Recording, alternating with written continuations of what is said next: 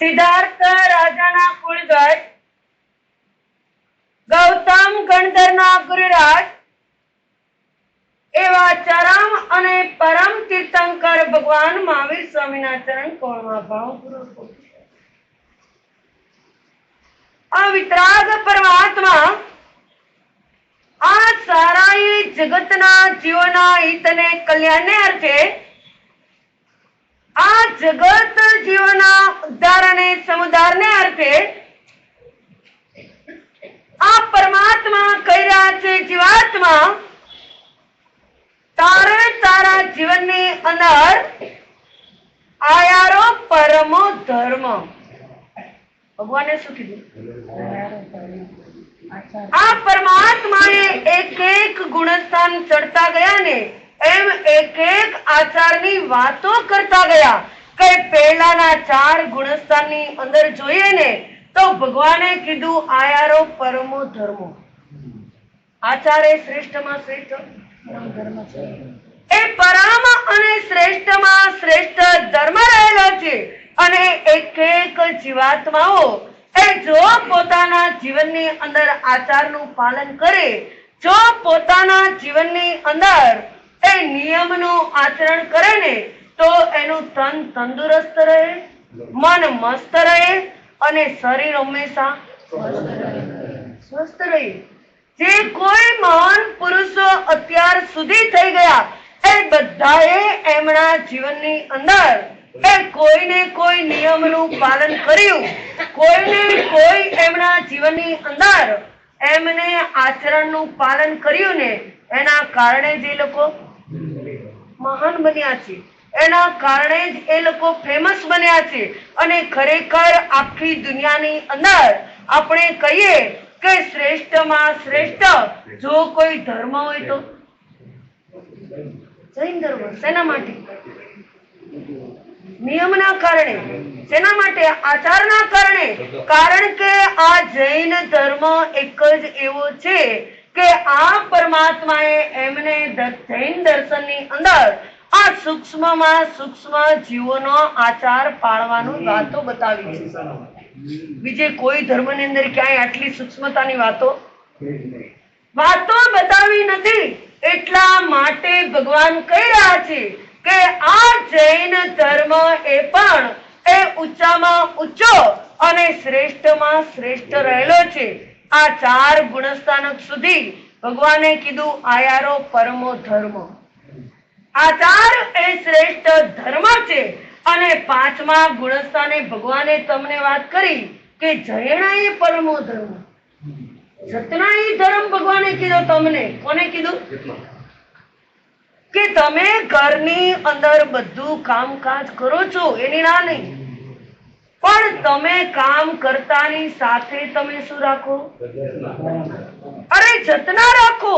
એક એક જીવાત્માના જીવવાની ઈચ્છા છે, એ જીવવાની ઈચ્છાને પૂરી કરો. એ જીવાત્માનું બરાબર એમના જતન કરો, એમનું બરાબર પાલન કરો. આ ભગવાને આપણને જૈનાએ ધમ્મો કીધું છે. અને ત્યાર પછી આગળ વધી અને સાધુ ભગવંતો માટે ભગવાન કહી રહ્યા છે આણાએ ધમ્મો. શું કીધું? આ પરમાત્માની આજ્ઞા એ અમારા માટે ધર્મ રહેલો છે. શું છે? પરમાત્માએ એક એક સાધક આત્માને એમણે આજ્ઞા કરી છે કે તમારે આમ કરવું હોય તો તમારે આ પરમાત્માની આજ્ઞાનું પાલન આ કરવું પડશે. અરે જો તમારે સંયમ અંગીકાર કરવો હોય તો તમારે 6 કાયના જીવોની દયા તો અવશ્ય પાડવી પડશે. અરે આગળ વધી અને પરમાત્માએ એક એક આજ્ઞાઓ ઘણી બધી બતાવી કે સાધક આત્મા હંમેશા ભગવાનની આજ્ઞાનો પાલનહાર હોય. આણાએ ધમ્મો. અને ત્યાર પછી આગળના ગુણસ્થાનની અંદર આ પરમાત્માએ કીધું કે વસ્તુ સહાવો ધમ્મો. શું કીધું? વસ્તુનો સ્વભાવ એ ધર્મ. કોઈ પણ વસ્તુ તમે લો પણ એનો સ્વભાવ એ જ એનો ધર્મ રહેલો છે. મેં ગઈકાલે કીધું હતું કે જેમ કહેવાય કે ગોળનો સ્વભાવ એ કેવો હોય, સાકરનો સ્વભાવ એ કેવો હોય, તો કે મીઠો હોય, એ જ એનો ધર્મ. પણ એ જો એમાંથી ગળાશ નીકળી જાય તો એનો ધર્મ પછી રહે ખરો? ન રહે. એમ આ પરમાત્મા કહી રહ્યા છે કે દરેક વસ્તુની સાથે એનો સ્વભાવ એમાં જોડાયેલો રહેલો છે. અને એટલે જ આપણને ભગવાને કીધું કે એક વસ્તુનું જીવનની અંદર પણ પાલન કરવું જોઈએ. જો આપણા જૈન ઇતિહાસની અંદર ભગવાને કીધું કે ઇલાયચી કુમાર કોણ હતા? સ્ટોરી ખબર છે બધા? આ ઇલાયચી કુમાર જેવા ઇલાયચી કુમાર એ રાજકુમાર હતા. અને છતાંય એક નટડીનો નાચ જોઈ અને જેમનું મન એમને મેળવવા માટે તલપાપડ થઈ ગયું. આ નટડી મેળવવા પાછળ આ જેટલું એને કહે એટલું બધું જ એને કરવા તૈયાર થઈ ગયો. ત્યારે એના સસરા કહી રહ્યા છે, જો તારે નટડી જોતી હોય તો તારે આ નાટક ભજવતા શીખવું પડશે. અમારી હારે રાત અને દિવસ રહેવું પડશે. અમારે જે કરીએ એ તમારે પણ કરવું પડશે. પણ જે વ્યક્તિ જેના પાછળ પાગલ બન્યો હોય ને, હમણાં માસતે કીધું એમ કે જીવાત્માને ગમે તેટલું હોય પણ એ કરાવવા માટે તૈયાર થઈ જાય. રાગ જીવાત્માને ગમે તેવા પાપો કરાવવા તૈયાર થઈ જાય, ગમે તેવા ખેલ કરાવવા તૈયાર થઈ જાય, ગમે તેવા કામો કરાવવા માટે પણ તૈયાર થઈ જાય. અહીંયા પણ આ કહેવાય ઇલાયચી કુમાર પણ એક નટડીની પાછળ પાગલ બની અને એની સાથે ને સાથે એ નાટક કરવા માટે ગામો ગામ રખડવા તૈયાર થઈ ગયો. અને એમાં એક વખત પ્રસંગ એવો બન્યો કે આ ઇલાયચી કુમાર એ દોરડા ઉપર નાચ કરી રહ્યો છે. અને આ નાચ કરતા કરતા એની દ્રષ્ટિ એક સામે પડી અને એને સામે જોયું કે એક મુનિ આ 16 શણગાર સજેલી એવી કન્યા એ મુનિને આહાર વરાવી રહી છે. અને છતાંય મુનિ આ મુનિ પણ યુવાન એની સામું પણ જોતા નથી અને એમની દ્રષ્ટિ નીચી. જોજો એમનો આચાર એમણે જોયો. શું જોયું? એક ઇલાયચી જેવા ઇલાયચી કુમારે પણ આ મુનિનો આચાર જોઈ અને એને વિચાર આવ્યો કે અરે રે, એક નટડી મેળવવા પાછળ હું કેટલા ખેલ કરી રહ્યો છું. હું મારી જાતને જોખમની અંદર મૂકી રહ્યો છું. હું મારા આ સર્વને હોડની અંદર મૂકી અને આ બધું કામ કરવા તૈયાર થઈ ગયો છું. અને તા મુનિ તો એની સામે પણ દ્રષ્ટિ આ 32 જાતના ભોજન વરાવી રહી છે, એની સામું પણ દ્રષ્ટિપાત કરવા તૈયાર નથી. વિચારજો, એક ઇલાયચી જેવા ઇલાયચીને વિચાર આવ્યો અને મનની અંદર પરિણામની ધારા પલટાઈ ગઈ. અને ત્યાં ને ત્યાં આ દોરડા ઉપર નાચતા ઇલાયચી કુમારને પણ કેવળ જ્ઞાન અને કેવળ દર્શન વિચારજો. એના કારણે એક આચાર, મુનિનો આચાર, એક મુનિના આચારનું પાલન જોવાથી આ જેમના જીવનની અંદર પરિવર્તન આવી ગયું. અને જે જીવાત્મા છે કહેવાય ને ક્યાં કક્ષાએ પહોંચી ગયું. વિચારો, જે મેળવવા માટે આપણે બધા રાત અને દિવસ મહેનત કરીએ છીએ, આપણે રાત અને દિવસ સાધના અને આરાધના કરીએ છીએ કે મહાસતી અમારે પણ હવે આ કેવળ જ્ઞાન મેળવવું છે. હવે અમારે પણ જન્મ જરા મરણના ફેરા મિટાવવા છે. અમારે પણ આદિ વ્યાધિ અને ઉપાધિથી દૂર થઈ અને સમાધિને અમારે પણ આ કેળવવી છે. એ કેળવવા માટે પણ જીવાત્માને કેટલા પ્રયત્ન કરવા પડે છે, વિચારવાનું છે. એક વખતનો યુવાન યાત્રા કરવા માટે પાલીતાણા ગયો. ક્યાં ગયો? કોઈ ગિરનાર જાય, કોઈ પાલીતાણા જાય, કે કોઈ સમજ શિખર જાય, કે કોઈ ક્યાં જાય, અનેક સ્થાને જાય. અહીંયા પણ આ યુવાન એ યાત્રા કરવા માટે પાલીતાણા ગયો. અને એવામાં મારા અને તમારા જેવા કોઈ એમને રસ્તાની અંદર મળ્યા અને એને સંતને જોયા. કોને જોયા? હોય ને, જ્યાં ક્ષેત્ર સારું હોય, ભગવાનની તીર્થ ભૂમિ જ્યાં હોય અને ત્યાં અનેક સાધુ ભગવંતો પણ બિરાજમાન હોય અને એ પણ જાત્રા કરવા માટે નીકળ્યા હોય, એટલે આ યુવાનને રસ્તાની અંદર એક સંત મહાત્માનો ભેટો થઈ ગયો અને આ યુવાન સંત મહાત્માને પૂછી રહ્યા છે કે તમે ક્યાં બિરાજો છો? શું પૂછ્યું? એમ જ પૂછો ને, શું પૂછો? કે તમે ક્યાંય જતા હોય, જો ગિરનારમાં જાઓ તોય તમે કોઈને જુઓ સંતોને, તો એમ કહું તમે મારા સાથે ક્યાં બિરાજો છો? તમે પાલિતાણા હોય કે શંખેશ્વર હોય, અનેક સાધુ ભગવંતો જ્યાં બિરાજમાન આવા તીર્થભૂમિમાં હોય, તો તમને સહેજે એમ થાય કે રસ્તામાં મળ્યા તો લાવો પૂછી લઈએ ક્યાં બિરાજે, અને બધાના દર્શન વાણીનો લાભ મળી જાય. પણ આ યુવાન તો સંત મહાત્માને કહી રહ્યો છે કે આપ ક્યાં બિરાજો છો? ત્યારે પેલા સંત મહાત્મા જોજો શું જવાબ આપે કે હું તો આખા પાલિતાણા બિરાજુ છું. ક્યાં બિરાજુ છું?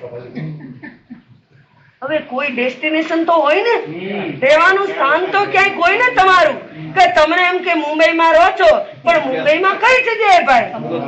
હા, આખા તમે એમ આખા મુંબઈમાં હું રહું હોય કઈ?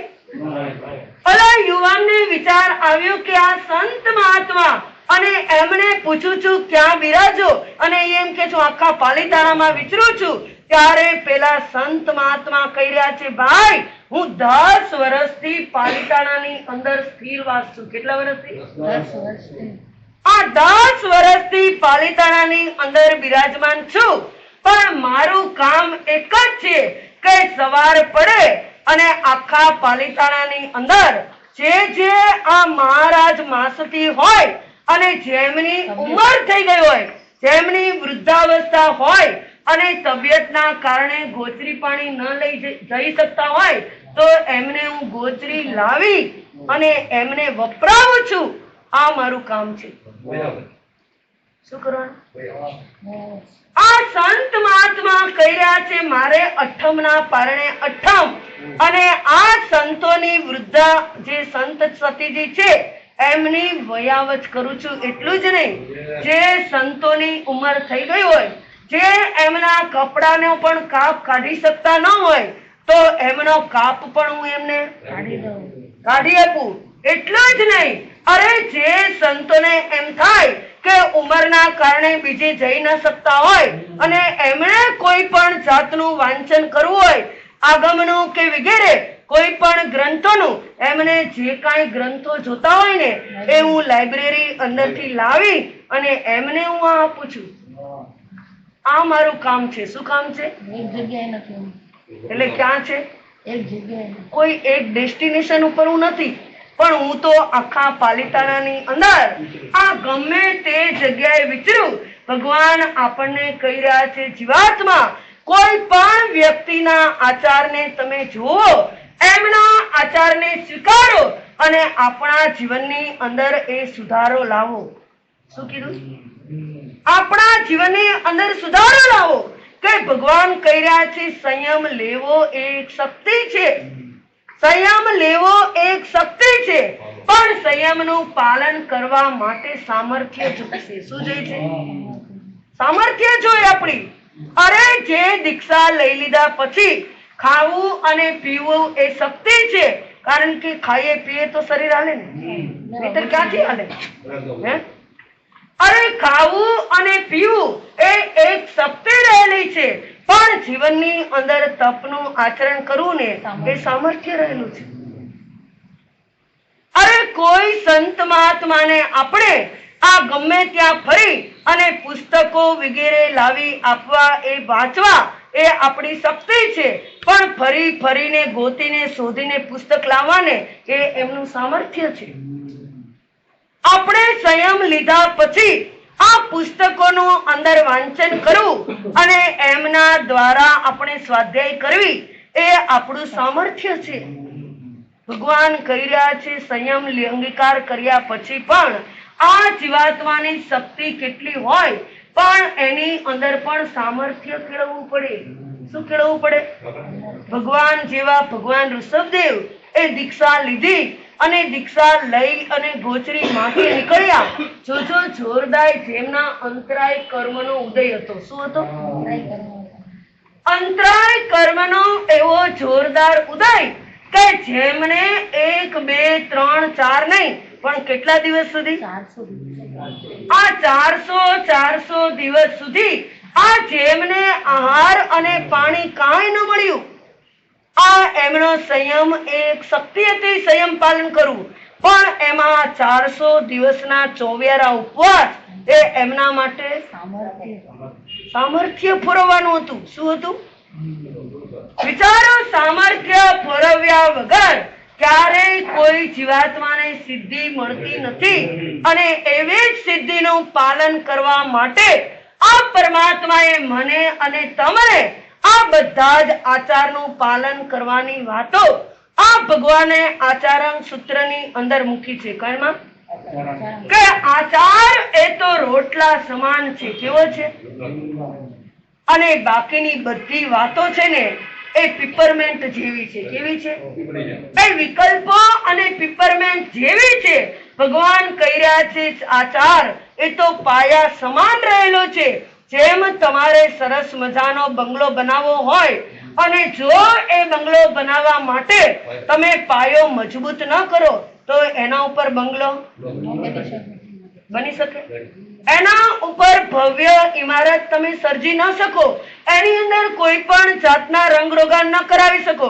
અને કદાચ તમે કરાવ્યા હોય પણ જો એકવાર ધરતીકંપનો આંચકો આવે ને તો કડડાટ થઈને આખો બંગલો પડી જાય.